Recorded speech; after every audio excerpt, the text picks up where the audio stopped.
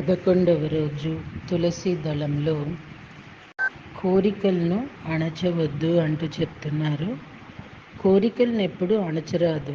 ధర్మయుక్తమైన కోరికలను కానీ అధర్మయుక్తమైన కోరికలను కానీ కోరికలను ఎక్కువగా అణచటం వలన మనం ఆయా వాటికి సంబంధించిన పాఠాలను నేర్చుకోలేం. కర్మలు చేయటం వల్లనే అనుభవం వస్తుంది. ఎలాంటి కర్మలనైనా సరే చెయ్యాలే కానీ అకర్ముడిగా మాత్రం ఎప్పుడూ ఉండరాదు. కోరికలే అభివృద్ధికి పురోగతికి మూల కారణాలు. కోరికలు లేకపోవటం వలన, బలహీనమైన కోరికల వలన ఏదీ సాధ్యపడదు. కోరికల మూలానే విద్యలను అభ్యసిస్తాం, కోరికల మూలానే కళలను నేర్చుకుంటాం, కోరికల మూలానే డబ్బును సంపాదిస్తాం, కోరికల మూలానే సుఖాన్ని సంతరించుకుంటాం.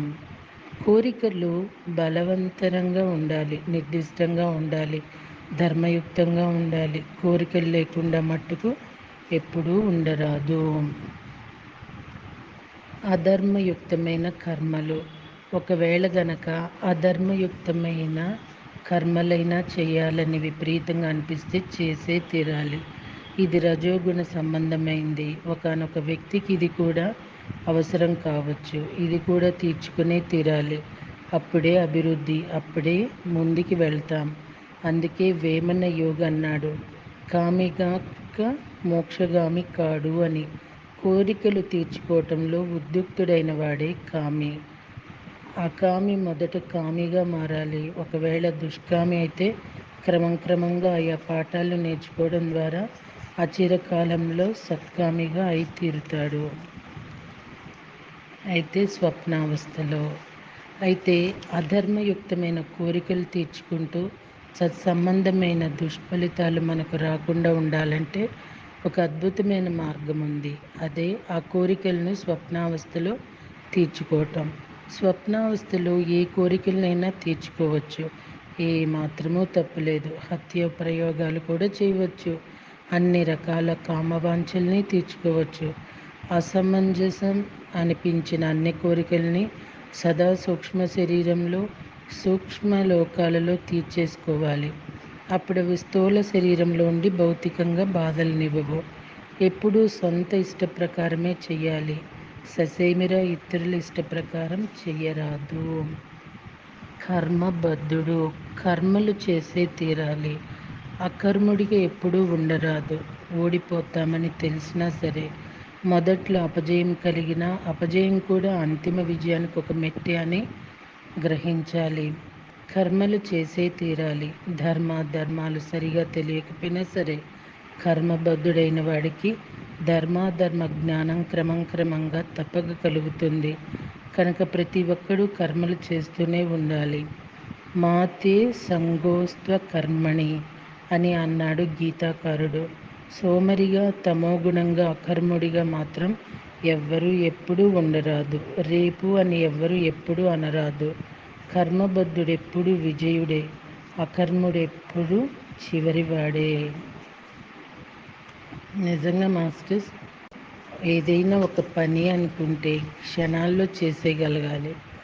రేపు ఎల్లుండు అనుకుంటే అసలు వాటి మీద ఉన్న ఇంట్రెస్ట్ కూడా పోతుంది కదండి. నష్టో మోహ. అర్జునుడు గీత బోధత అంతా అయిన తర్వాత అంటాడు, నష్టో మోహక స్మృతిర్లబ్ధ త్వప్త సాధాన్ మాయచ్యుత. అంటే అచ్యుత, నీ దయ ద్వారా నా మోహం నశించింది, జ్ఞాన స్మృతి లభించింది అని.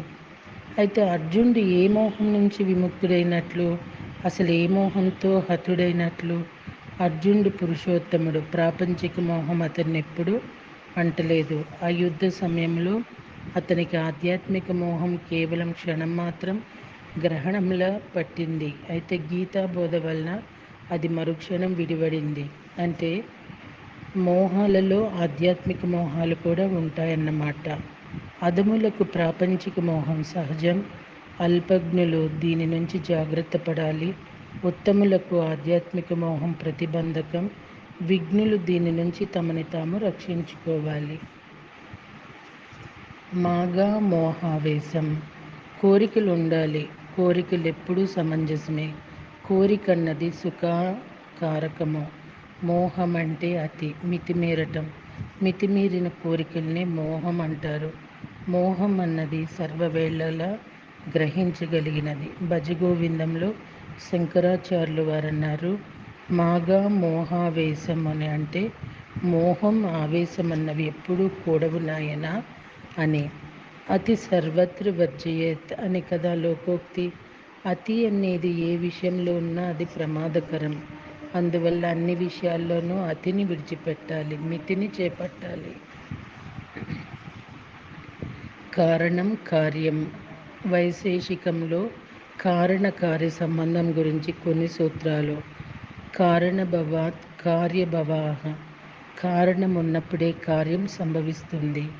కారణగుణపూర్వక కార్యగుణో దృష్ట. కారణంలో ఎటువంటి గుణాలు ఉంటాయో కార్యంలో కూడా అటువంటి గుణాలే ఉంటాయి. కారణాభవాత్ కార్యాభావః.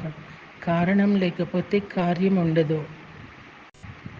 నతు కార్యాభవాత్ కరణాభవాః.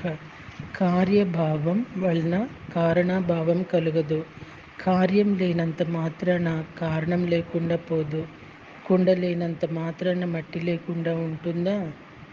ఇది పండిత్ గోప్దేవ్ ఆధారంగా పత్రిజీ మనకు అందించారట. ప్రతిదీ కారణ కార్యమే. ప్రతి కార్యము వెనకాల ఏదో కారణం ఉండే తీరుతుంది. కారణం లేకుండా ఏ కార్యమూ జరగదు. ఒక్కోసారి కారణం కార్యరూపం ధరించకుండా ఉండగలదు. కారణానికి మట్టుకు కారణం ఉండదు. కారణం ఎప్పుడూ స్వయం సిద్ధం. కారణ కర్మ సిద్ధాంతం గురించి తెలుసుకోవటమే కర్మ సిద్ధాంతం గురించి తెలుసుకోవటం అంటే. అదృష్టం. దృష్టి అంటే చూపు, ద్రష్ట అంటే చూసేవాడు, దృష్టం అంటే చూడబడేది. ఆ ప్లస్ దృష్టం అంటే చూడబడనిది. అదృష్టం అంటే చూడబడనిది, అంతేకాని లేనిదని మాత్రం కాదు. కారణం కనబడితే దృష్టం, కారణం అగోచరమైతే అదృష్టం. కారణం గత జన్మలోనూ కార్యం ఈ జన్మలోనూ ఉన్నప్పుడు ఇక అది సామాన్యులకు కనబడదు. అలాగే కారణ శుభప్రదంగా ఉన్నప్పుడు అదృష్టమని, అది అశుభప్రదంగా ఉన్నప్పుడు దురదృష్టమని అంటాము. కారణం లేకుండా ఏ కార్యము ఎప్పుడూ ఉండదు. అదృష్టం దురదృష్టం అన్నవి కారణ కార్య సంబంధాలే. వశిష్ఠ గీతలో అదృష్టం. యదా సంయాతతే యోనా తదా తేనాన్భూయతే స్వకర్తవ్యేతి చాస్తిన్యా వ్యతిరిక్తాన దైన్యదృక్. వశిష్ఠ గీత. ఎవడైనా ప్రయత్నిస్తాడో దాని ఫలాన్ని అతడు అలాగే అనుభవిస్తాడు. పూర్వజన్మల్లోని తన కర్మలే ఫలావస్థ పొందినప్పుడు దైవం అన్నీ అదృష్టమని చెప్పబడుతుంది. ఆ విధంగా తన కర్మల కంటే వేరైన దైవం కానీ అదృష్టం కానీ ఏమీ లేదు. అలాగే ఇంకొక శ్లోకం. దోషః సమ్యత్వ సందేహం ప్రక్తన్యోద నైర్గుణే దుష్టనోత్ర హస్తన్యస్ దోష సద్య గుణక్షయాః. ఇది వశిష్ఠ గీతలోనే